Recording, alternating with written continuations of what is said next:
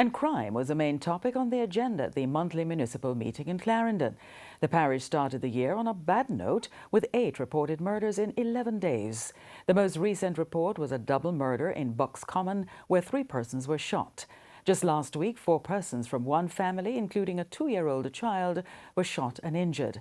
Councillor for the Hayes Division, Cian Barneswell, is calling for better strategies to address the crime situation. Time for talking us far gone.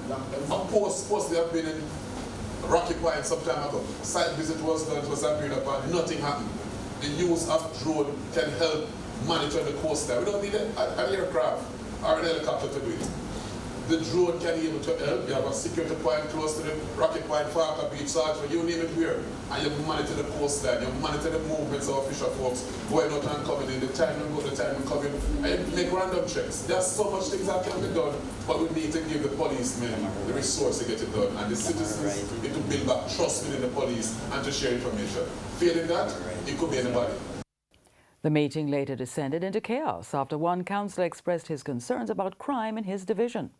Crime is everybody's business. Crime is everybody's business. We don't want no political speech. Mr. Chairman.